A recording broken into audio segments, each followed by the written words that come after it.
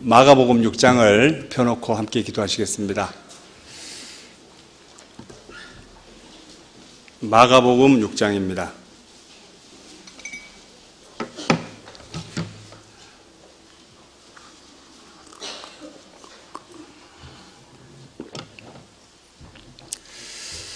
함께 기도하시겠습니다. 사랑과 은혜가 충만하신 거룩하신 아버지 하나님 감사합니다. 많은 사람들 가운데 먼저 저희들에게 주님의 귀한 사랑을 깨달아 할 수 있도록 해주시고 또 귀한 몸된 교회 가운데 거하며 하나님의 은혜 가운데 살아갈 수 있도록 해주신 것 감사드립니다. 또한 하나님의 그 크신 은혜에 보답할 수 있는 기회를 주신 것 감사드립니다. 저희들의 나머지 삶 하나님의 은혜에 취해서 이뤄져 있는 많은 영혼들 하나님 앞으로 인도하며 나머지 삶을 살아갈 수 있도록 도와주옵소서. 교회가 계획한 많은 일들 가운데 항상 기도하는 마음으로 동참할 수 있도록 도와주옵소서. 전국 교회 행사인 학예 수양회를 무사히 마치고 또 축예 수양회를 준비하고 있습니다. 준비하는 모든 과정 하나님의 손길을 느낄 수 있도록 도와주시고 또한 이번 축예 수양회를 통해서도 많은 영혼들이 구원받는 귀한 수양회가 될 수 있도록 도와주옵소서. 지금 이 시간 포항권 어머니 원래란 이름으로 함께 모여 있습니다. 저희들이 주님 앞에 어떻게 행해 나가야 할지 더욱 밝게 알 수 있도록 도와주시고 하나님의 뜻을 더욱 분명히 알고 하나님의 뜻 가운데 행해 나갈 수 있도록 도와주옵소서. 시종을 주님께 부탁드리며 우리를 사랑하시는 예수님 이름으로 기도드립니다. 아멘. 좀 덥죠? 네, 많이 더운 것 같아요. 여기가 진짜 많이 덥습니다. 엄청 더워요. 덥죠? 네. 에어컨 좀 틀어주셔도 될 것 같습니다. 제가 원래 더위를 잘 안 타는 사람인데, 이제 자매님들 위해 그런 거예요. 자, 마가복음 6장. 여기 어디 갔어? 제목이 부모의 영향력 두 아이라는 이름으로 좀 제목이 그렇죠. 그런데 원래 이런 제목이 아니라 원래 두 아이라는 내용으로 말씀을 전해보고자 합니다. 그런데 두 아이의 신앙이 부모의 영향력을 너무 많이 받게 됩니다. 그런 과정에서 한번 교훈을 받아봤으면 좋겠습니다. 우리 마가복음 6장 14절입니다. 제가 한번 본문을 한번 읽어보겠습니다. 이에 예수의 이름이 드러난지라 헤롯 왕이 듣고 가로되 이는 세례 요한이 죽은 자 가운데서 살아났도다. 그러므로 이런 능력이 그 속에서 운동하느니라 하고 어떤 이는 이가 엘리야라 하고 또 어떤 이는 이가 선지자니 옛 선지자 중에 하나와 같다 하되 헤롯은 듣고 가로되 내가 복배인 요한 그가 살아났다 하더라. 전에 헤롯이 자기가 동생 빌립의 아내 헤로디아에게 장가 등고로 이 여자를 위하여 사람을 보내어 요한을 잡아 옥에 가두었으니 이는 요한이 헤롯에게 말하되 동생의 아내를 취하는 것이 옳지 않다 하였음이라. 헤로디아가 요한을 원수로 여겨 죽이고자 하였으되 하지 못한 것은 헤롯이 요한을 의롭고 거룩한 사람으로 알고 두려워하여 보호하며 또 그의 말을 들을 때 크게 번민을 느끼면서도 달게 들음이러라. 마침 기회 좋은 날이 왔으니 곧 헤롯이 자기 생일에 대신들과 천부장들과 갈릴리의 귀인들로 더불어 잔치할세 헤로디아의 딸이 친히 들어와 춤을 추어 헤롯과 및 함께 앉은 자들을 기쁘게 한지라. 왕이 그 여아에게 이르되 무엇이든지 원하는 것을 내게 구하라. 내가 주리라 하고 또 맹세하되 무엇이든지 내가 내게 구하면 내 나라의 절반까지라도 주리라 하거늘 저가 가로되 가서 그 어미에게 말하되 내가 무엇을 구하리이까? 그 어미가 가로되 세례 요한의 머리를 구하라 하니 저가 곧 왕에게 급히 들어가 구하여 가로되 세례 요한의 머리를 소반에 담아 곧 내게 주기를 원하옵나이다 한데 왕이 심히 근심하나 자기의 맹세한 것과 그 앉은 자들을 인하여 저를 거절할 수 없는지라. 왕이 곧 시병 하나를 보내어 요한의 머리를 가져오라 명하니 그 사람이 나가 옥에서 요한을 목베어 그 머리를 소반에 담아다가 여하에게 주니 그 여하가 그것을 그 어미에게 주니라. 요한의 제자들이 듣고 와서 시체를 가져다가 장사하니라. 그리고 그 밑에 보시면 30절, 사도들이 예수께 모여 제자들의 행한 것과 가르치신 것을 낱낱이 고하니 이르시되 너희는 따로 한적한 곳에 와서 잠깐 쉬어라 하시니 이는 오고 가는 사람이 많아 음식 먹을 겨를도 없음이라. 이에 배를 타고 따로 한적한 곳으로 갈새 그 가는 것을 보고 많은 사람이 저희인 줄 안지라. 모든 고을로부터 도보로 그곳에 달려와 저희보다 먼저 갔더라. 예수께서 나오사 큰 무리를 보시고 그 목자 없는 양 같음을 인하여 불쌍히 여기사 이에 여러 가지로 가르치시더라. 때가 저물어 가매 제자들이 예수께 나와 여짜오되 이곳은 빈들이요 때도 저물어 가니 무리를 보내어 두루 촌과 마을로 가서 무엇을 사 먹게 하옵소서. 대답하여 가라사대 너희가 먹을 것을 주라 하시니 여짜오되 우리가 가서 200데나리온의 떡을 사다 먹이리이까. 이르시되 너희에게 떡 몇 개나 있느냐 가서 보라 하시니 알아보고 가로되 떡 5개와 물고기 2마리가 있더이다 하거늘. 반갑습니다. 본문을 참 장황하게 읽었는데요. 여기에 두 아이가 등장합니다. 한 아이 헤로디아의 딸인 살로메란 딸아이가 있습니다. 그리고 빈들에 있던 한 사내아이가 있어요. 자, 그런데 두 사람의 살아오는 환경들이 완전히 다른데 극과 극으로 갈라지게 되어 있습니다. 원래 살로메라는 뜻이 어떤 뜻일까요? 평화로운이라는 뜻입니다. 행복을 추구하는 이런 뜻인데 이름은 너무 아름다운데 사람을 선지자를 죽이는데 앞장선 한 사람이 등장하죠. 그리고 이 오병이어의 기적을 보게 한 한 아이가 있습니다. 이 두 사람이 어떤 차이가 있는지 이 두 사람을 통해서 교훈을 좀 받아봤으면 좋겠고요. 그리고 이 두 아이의 이 신앙의 영향력 그리고 악의 영향력은 누구의 영향력일까? 이것도 한번 교훈을 받아봤으면 좋겠습니다. 이 살로메란 아이가 요한을 죽는데 앞장을 서게 되죠. 이건 또 누구의 영향력일까? 여러 가지 좀 교훈을 받을 수 있는데 거기에 초점을 맞춰서 좀 교훈을 받았으면 좋겠습니다. 이해가시죠? 제목이 좀 그래도 자 14절부터 제가 읽어보겠습니다. 이에 예수의 이름이 드러난지라. 헤롯 왕이 듣고 가로되 이는 세례 요한이 죽은 자 가운데서 살아났도다.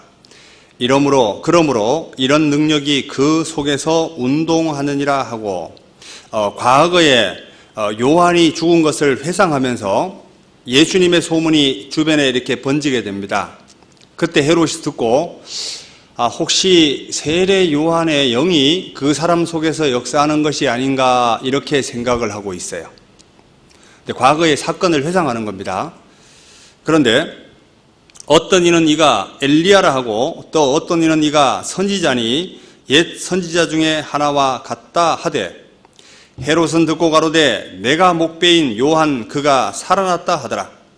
전에 헤롯이 자기가 동생 빌립의 아내 헤로디아에게 장가 든 거로 이 여자를 위하여 사람을 보내어 요한을 잡아 옥에 가두었으니 여기에 이 여자를 위하여 여기다가 한번 체크를 한번 해보죠. 이 여자를 위하여.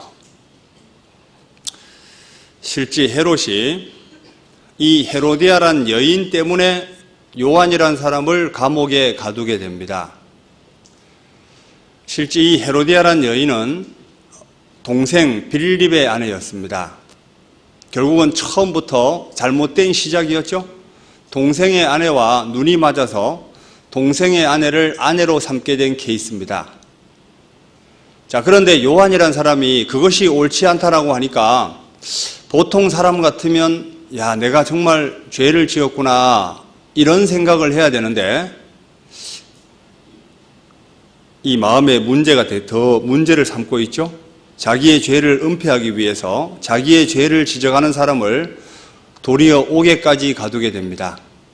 그 밑에 18절, 이는 요한이 헤롯에게 말하되 동생의 아내를 취한 것이 옳지 않다 하였음이라.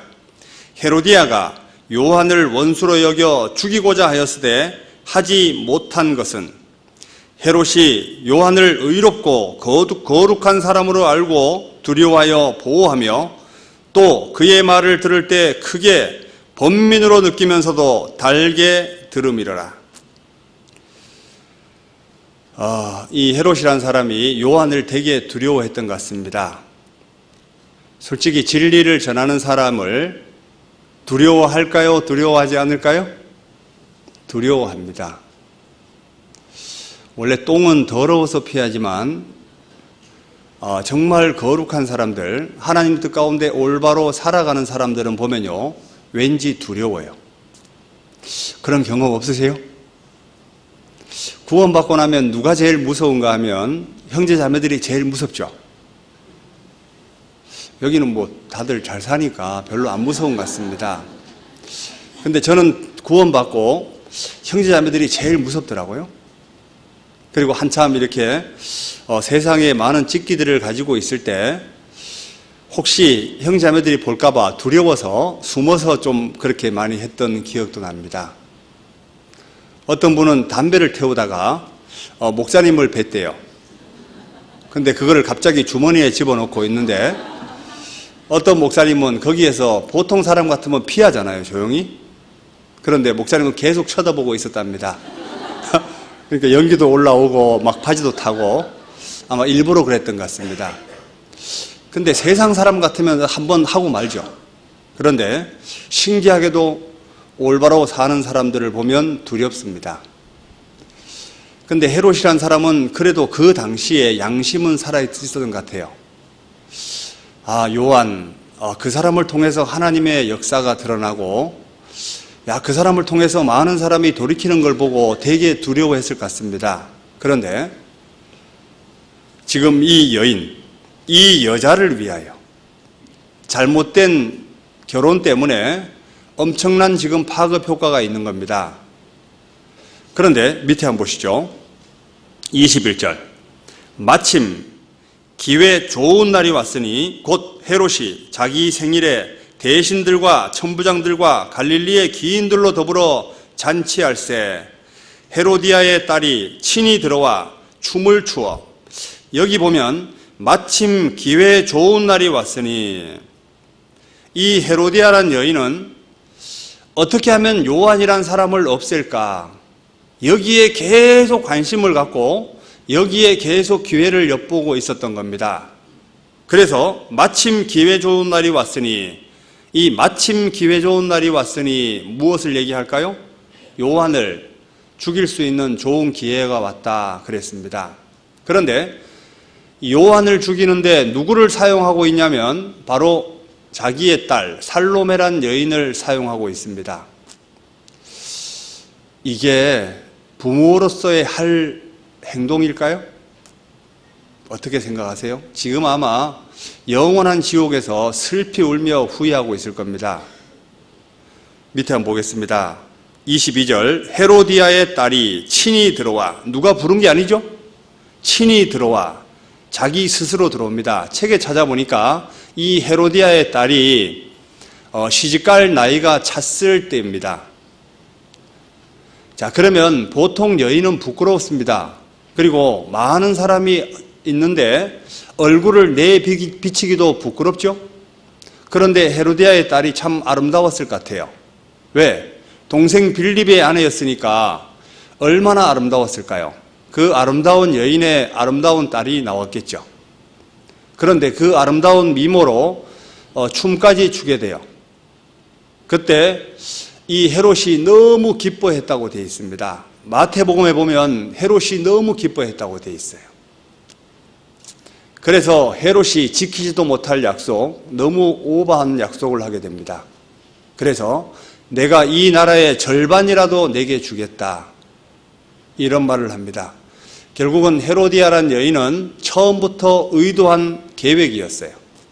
자, 그래서 여기 보면 22절 다시 읽어볼게요. 헤로디아의 딸이 친히 들어와 춤을 추어 헤롯과 및 함께 앉은 자들을 기쁘게 한지라.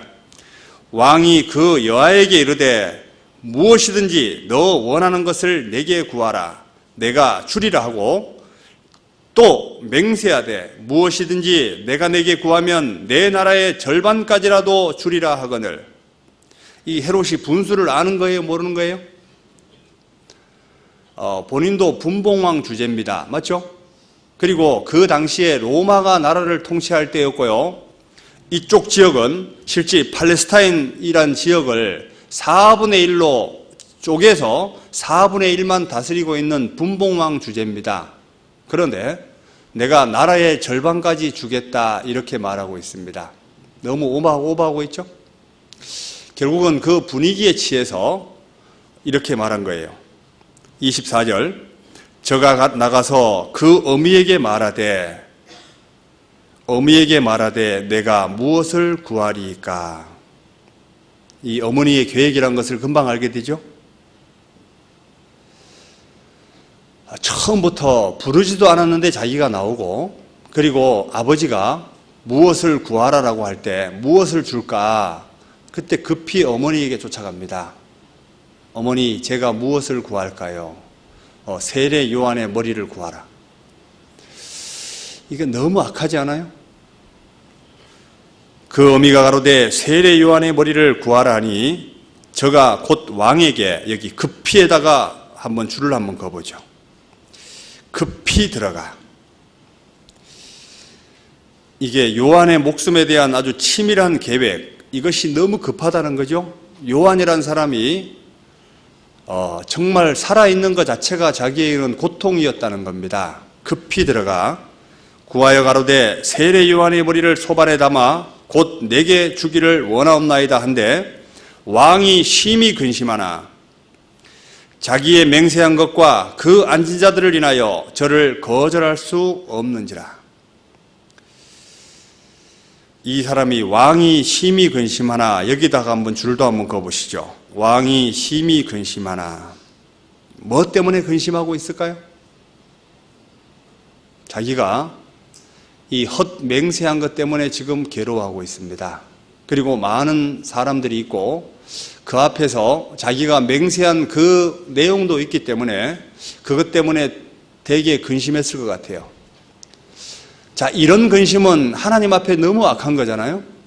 그런데 성경에 겟세마네 동산에서 예수님이 근심한 그 근심은 다른 겁니다. 하나님의 뜻을 행하기 위한 근심이었죠. 자, 그 근심에 대해서도 한번 조금 교훈을 받아봤으면 좋겠습니다. 그리고 그 밑에 왕이 곧 시병 하나를 보내어 요한의 머리를 가져오라 명하니 그 사람이 나가 옥에서 요한을 목베어 그 머리를 소반에 담아다가 여아에게 주니 여아가 그것을 그 어미에게 주니라.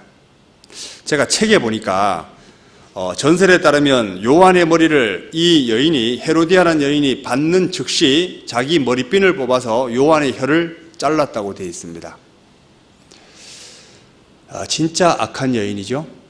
그런데 이 여인의 그 독한 그 마음들이 바로 자기 딸에게 그대로 전해지게 됩니다.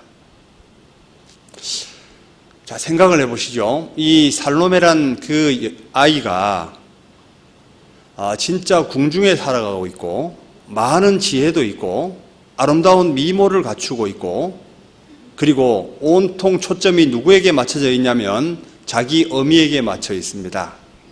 그런데 그 밑에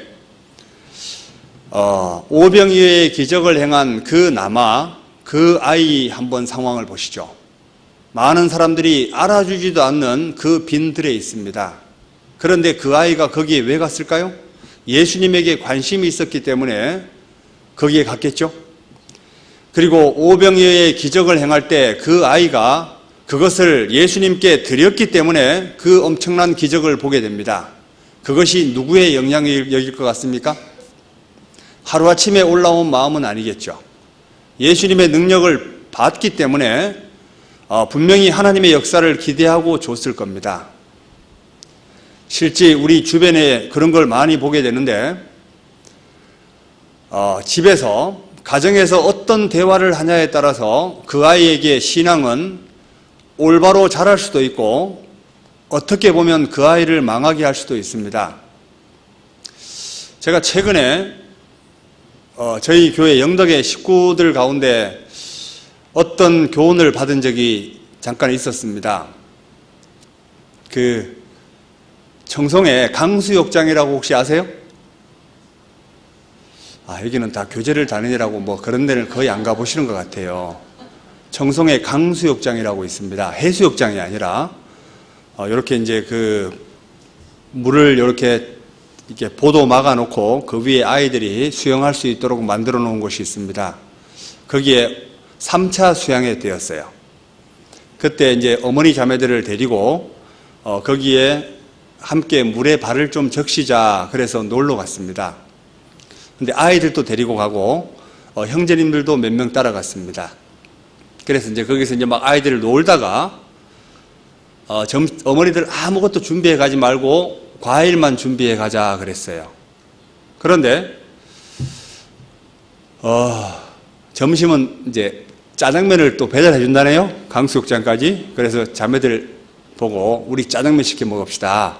그리고 저녁에는 치킨을 시켜 먹읍시다. 그리고 하루 좀 푹 쉬었다 옵시다. 그렇게 계획을 세우게 된 거예요. 그런데 아이가 놀다가 점심때였습니다. 막 다이빙을 하고 이러다가 이게 턱을 찍었어요. 바위에다 찍었는데 이게 구멍이 났습니다. 그러니까 속에 이가 보이고 이도 흔들릴 정도로, 그래서 얼마나 애가 고통스러웠겠어요. 그래서 급하게 그 청송의료원에 갔습니다. 안팎으로 꿰맸죠. 꿰매도 물이 새겠죠? 물을 먹으면 물이 새요.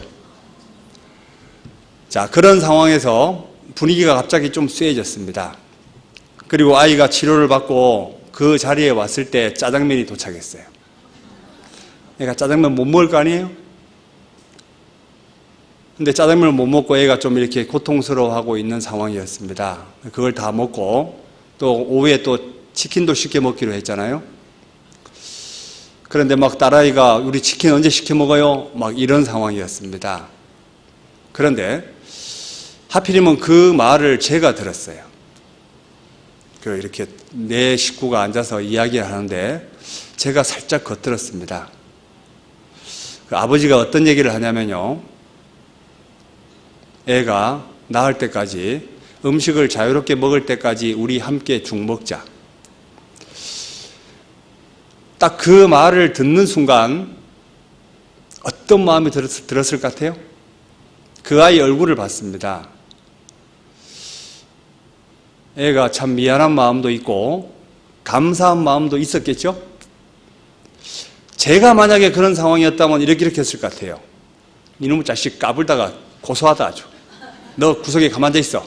그리고 걔 보는 앞에서 더 맛있게 먹었을 것 같아요. 그런데 함께 죽 먹자. 근데 그걸 보면서 야, 진짜 가족이 이런 건데. 혹시 그런 생각 안 해봤어요? 제가 되게 좀 부끄러웠습니다. 고린도전서 12장에 보면 한 지체가 고통을 받으면 함께 고통을 받고, 한 지체가 즐거워하면 함께 즐거워하는 게 가족이고 형제 자매인데, 지금까지 내가 형제 자매들의 고통을 그냥 고통으로만 알고 있었던 것이 아닐까, 이런 생각을 하면서 되게 마음이 무거웠습니다. 지금 이 상황과는 완전히 다르죠? 그 아이가 커서 어떻게 될까? 정말 귀하게 쓰이겠다, 교회 안에서, 이런 생각을 하게 됐습니다. 결국은 부모의 영향력입니다. 안 그래요?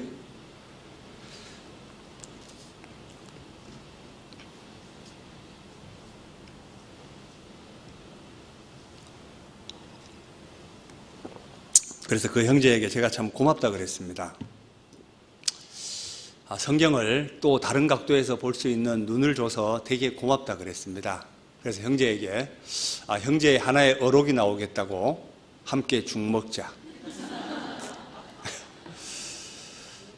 아마 그런 상황이 되면 저는 그럴 줄 몰라도 죽을 별로 안 좋아하거든요. 그래도 그런 상황이 되면 나도 저렇게 해봐야 되겠다, 이런 생각은 좀 하게 됐습니다. 자, 그 밑에 한번 성경 본문을 좀 읽어보죠. 자, 17절. 자, 마가복음 6장 17절. 전에 헤롯이 자기가 동생 빌립의 아내 헤로디아에게 장가 등고로 이 여자를 위하여.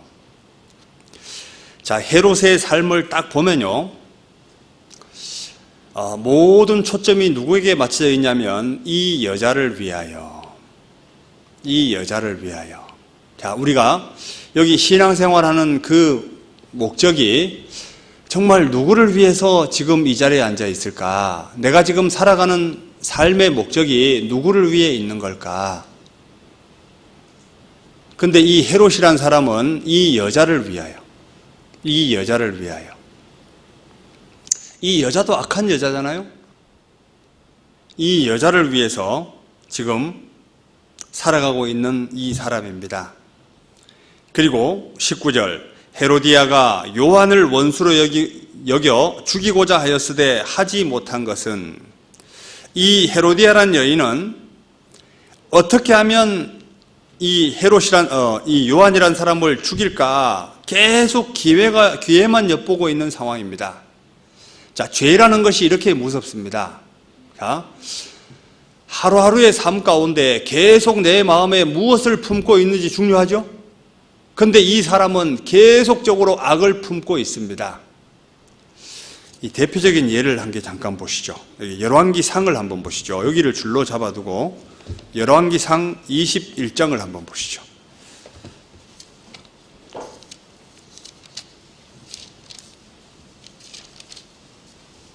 열왕기상 21장 4절입니다.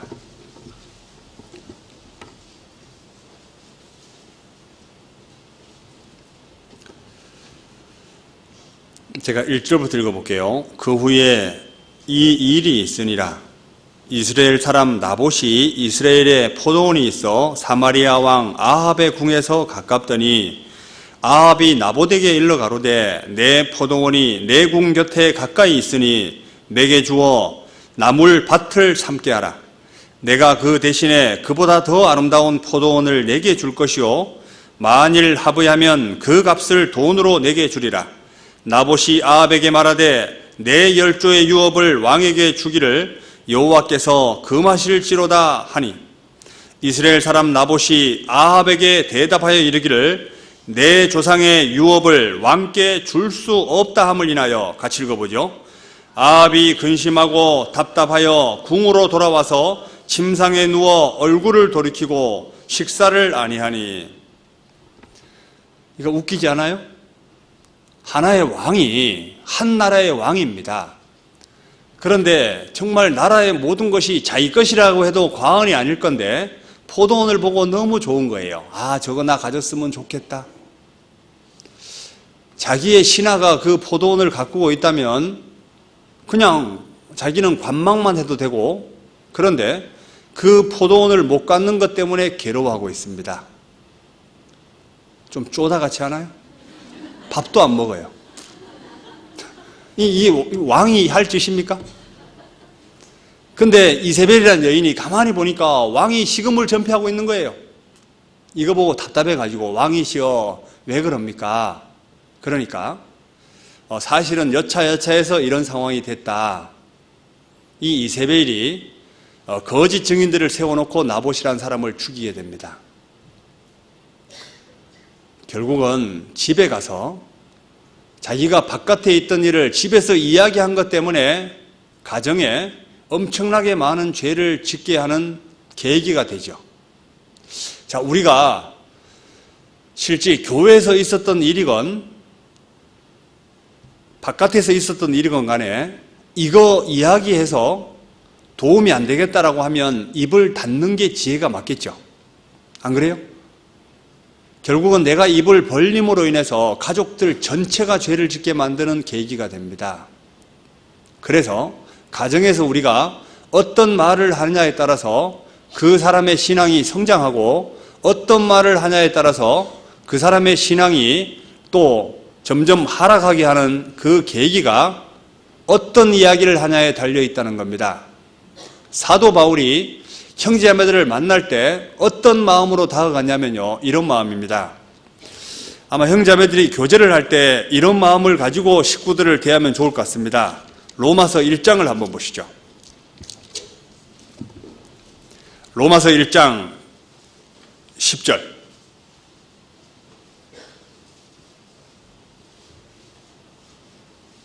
로마서 1장 10절. 어떠하든지 이제 하나님의 뜻 안에서 너희에게 나아갈 좋은 길을 얻기를 구하노라. 내가 너희 보기를 심히 원하는 것은 사도 바울이 로마에 있는 성도들을 심히 보기 원하는 가장 큰 목적은 신령한 은사를 너희에게 나눠주어 너희를 경고케 하려 함이니, 받은 은혜를 나누어 주기 위해서 심히 보기 원했다고 되어 있죠.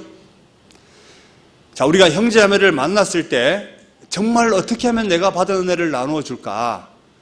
가정에서도 내가 하나님께 받은 은혜를 어떻게 가족들에게 나누어 줄까? 여기에 초점을 맞추는 게 맞겠죠.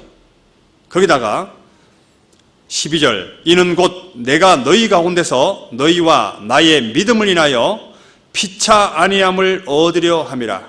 신앙적으로 올바로 성장하지 않는다면 어떻게 하면 믿음이 성장할까? 그것을 도와주는 겁니다. 구원이 확실하지 않다면 어떻게 하면 구원받게 할까? 여기에 초점을 맞춰야 될 거 아니에요? 그리고 13절, 형제들아, 내가 여러 번 너희에게 가고자 한 것을 너희가 모르기를 원치 아니하노니, 이는 너희 중에서도 다른 이방인 중에서와 같이 열매를 맺게 하려 함이로되 지금까지 길이 막혔도다. 열매 맺기 위한 목적 또한 있습니다. 자, 우리가 자주 모이는데 결과물로 열매가 없다면 이것도 안 맞는 거잖아요.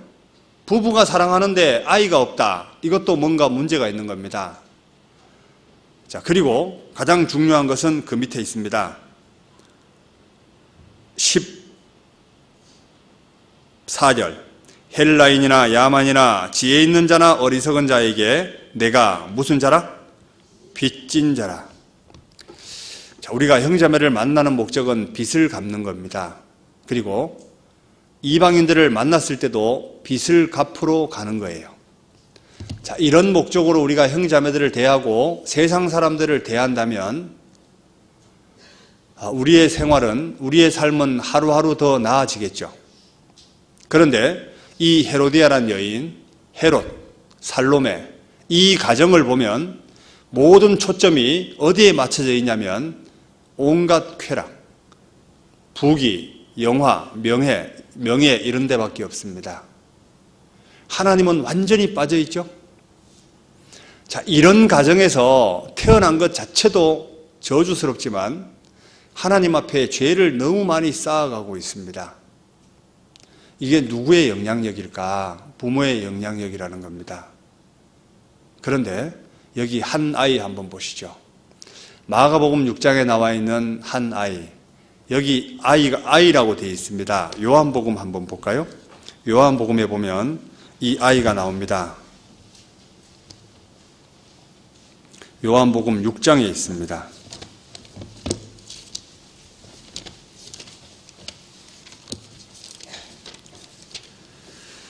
요한복음 6장 9절.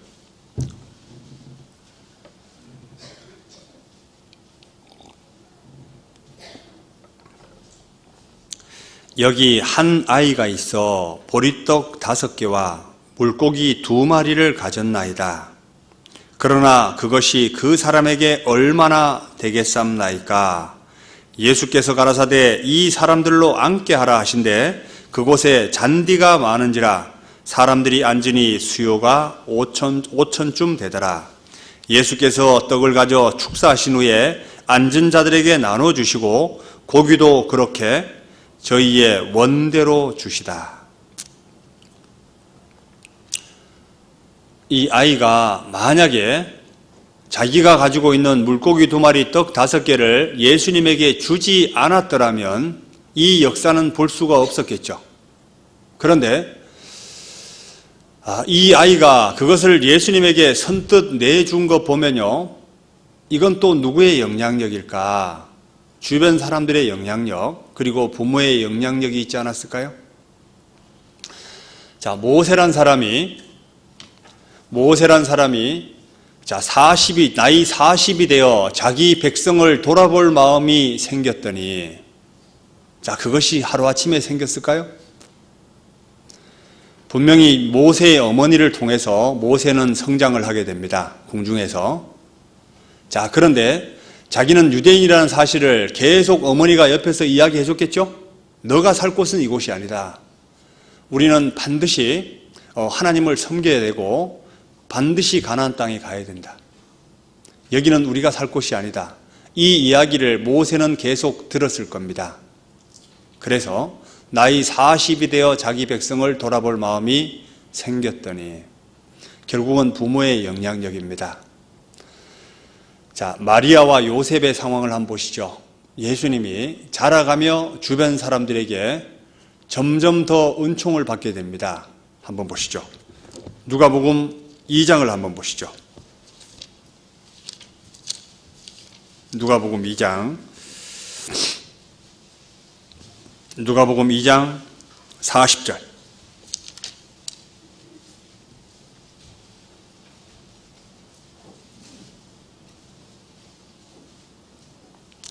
같이 읽어볼까요?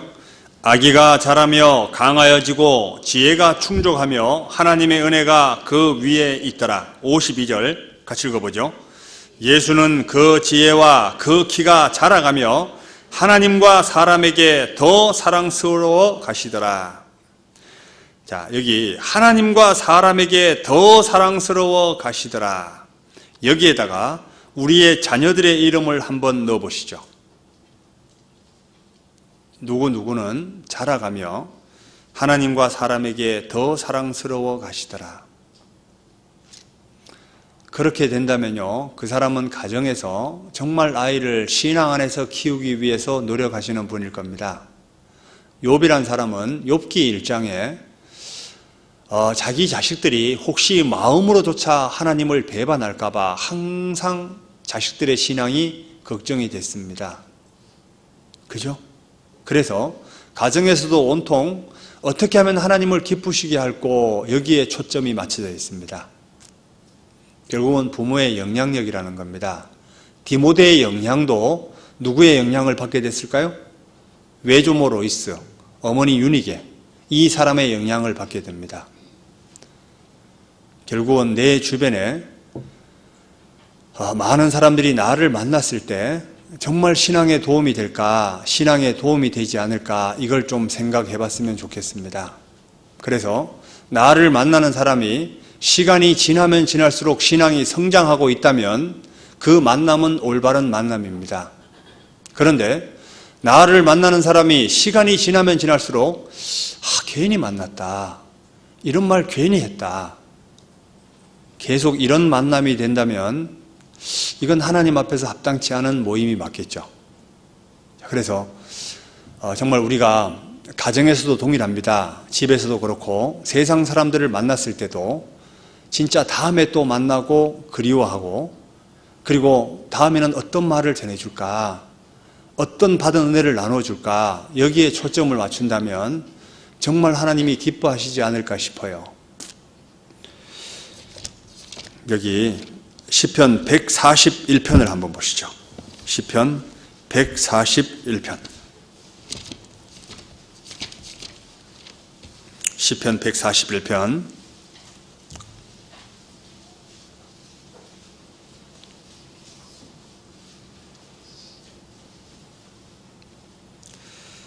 여호와여, 내가 주를 불렀사오니 속히 내게 임하소서.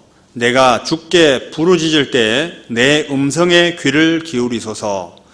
나의 기도가 주의 앞에 분향함같이 되며 나의 손드는 것이 저녁 제사같이 되게 하소서. 3절 같이 읽어보죠.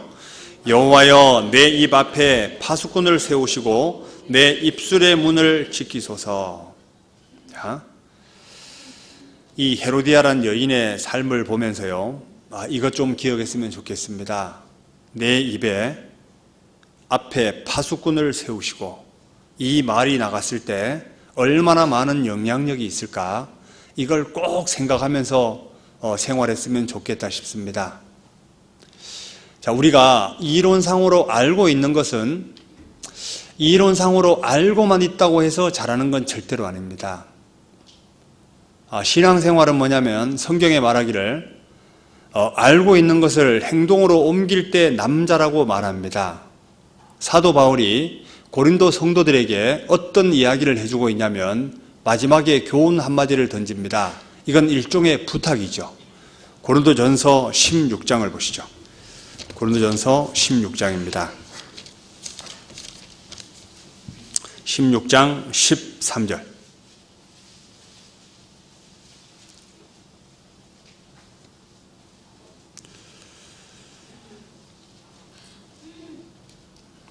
제가 10절부터 한번 읽어볼게요. 디모데가 이르거든 너희는 조심하여 저로 두려움이 없이 너희 가운데 있게 하라. 이는 저도 나와 같이 주의 일을 힘쓰는 자임이니라. 그러므로 누구든지 저를 멸시하지 말고 평안히 보내어 내게로 오게 하라.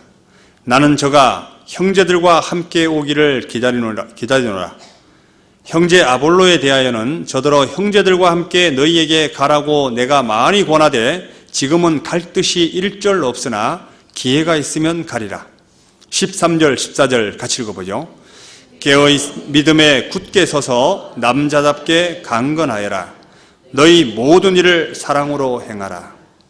여기 깨어 믿음에 굳게 서서, 깨어 믿음에 굳게 서서 남자답게 강건하라. 여기 남자답다는 표현이, 남자가 뭐예요? 여기 자매들 보고 남자답게 강건해라 이렇게 말할 때 실제 남자들은 이런 게 있습니다. 옳고 그런 것을 정확하게 분별하고 저것이 옳다면 그냥 과감하게 나가는 거예요. 그게 남자입니다. 이론상으로 알고 있는 게 남자가 아니거든요. 알고 있다면 그렇게 한번 해봐야 되겠다. 마음에 다짐을 하고 그대로 행하는 게 남자입니다. 이걸 어떻게 하면 좀 쉽게 설명할까 하다가 최근에 한 달 정도 된 것 같아요. 제가 되게 좀 교훈이 됐었는데 아침에 눈을 뜨고 어떤 이렇게 좀 감동적인 글을 좀 읽게 됐습니다. 이게 서울에서 있었던 일인데 그 할아버지가 버스를 타게 됩니다. 이렇게 버스를 타요. 이제 시골에서 이제 자식들을 주기 위해서 이제 잔뜩 이제 뭐 싸들고 버스를 타게 돼요. 그런데 주머니를 뒤져보니까 돈이 없는 겁니다. 그래서 기사에게 부탁을 했어요. 기사 양반, 사실은 내가 차비가 없어요. 그러면 보통 기사 같으면 어떤 얘기를 하죠? 어르신 괜찮습니다. 다음에는 꼭 차비를 가지고 타세요. 이렇게 말할 수 있잖아요? 자연스럽게 저라면 그렇게 했을 것 같아요. 그런데 내리세요. 버스 기사가 내리세요 이러는 거예요. 계속 사정을 합니다. 아니 그래도 짐도 많고 탔는데 한 번만 봐주면 안 되겠냐고. 내리세요. 그런데 버스에 많은 승객들이 하나같이 가만히 있는 겁니다. 그런데 초등학교 3학년쯤 되는 아이가 자기 자리에 일어나서 버스 기사 옆으로 걸어가게 되죠. 그러고 주머니를 뒤집니다. 보니까 10,000원짜리가 한 개 있는 거예요. 그러면서 버스 기사에 주며 하는 말이 앞으로 이런 할아버지가 타시면 10번 더 태워주세요. 그리고 버스 기사의 할아버지의 손을 붙잡고 자기 자리로 할아버지를 모시고 가요. 그런데 그 기사를 쓴 사람이 그 아이가 내리는 종착역에 함께 내리게 돼요. 그리고 그 아이 옆에 다가가서 10,000원짜리를 꺼내서 아이의 주머니에 다시 넣어줍니다. 얘야 미안하다. 내가 해야 될 일을 너가 했구나. 정말 오늘 내가 너무 부끄러웠다. 그리고 돌아오면서 그 기사를 실은 걸 봤습니다. 정말 남자가 뭘까? 진짜 남자라면요, 자기가 해야 될 걸 자기가 하는 겁니다. 관망하는 건 남자가 아니거든요. 제가 그 기사를 보고 되게 개인적으로 감동이 됐습니다. 그리고 바탕에 뭐가 깔려 있냐면 여기 밑에 14절, 너희 모든 일을 뭐로 행하라? 사랑으로 행하라. In love라고 되어 있습니다. 모든 일을 사랑과 연결시켜라. 실제 신앙생활은 이런 것 같아요. 아는 것으로 그치지 말고 정말 알고 있다면 진짜 행동으로 실질적으로 그렇게 살아봐야 되겠다. 그래서 부모의 영향력이 정말 중요합니다. 원래 현숙한 여인의 어떤 표본을 두고 여기 어머니 모임이니까 그 부분을 가지고 좀 교훈을 많이 받아보려고 했는데 시간 관계상 제가 원래 오래 말씀하는 걸 별로 안 좋아합니다. 11시 전에 끝내야 되니까 여기까지만 했으면 좋겠습니다. 기도하고 내려가요? 예, 같이 기도하겠습니다. 사랑과 은혜가 충만하신 거룩하신 아버지 하나님 감사합니다. 특별히 마가복음 6장에 나와 있는 두 아이를 통해서 우리 자신을 돌아볼 수 있도록 해주신 것 감사드립니다. 저희들을 만나는 많은 사람들에게 하나님의 영광 더욱 드러낼 수 있도록 도와주시고 가정에서건 교회에서건 정말 하나님의 영광 드러낼 수 있도록 도와주옵소서. 오늘 포항권 원례라는 이름으로 함께 모였습니다. 오후의 교제 모든 시종도 주님께 부탁드리며 우리를 사랑하시는 예수님 이름으로 기도드립니다. 아멘.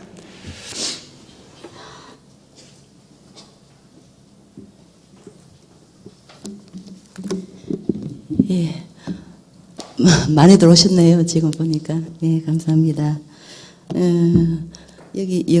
저기 순서가 요 차례대로 나올 텐데요. 그 순서대로 나오셔서 기도 부탁과 간증 이렇게 해주시면 되겠습니다. 먼저 포항교회 박미정 자매님.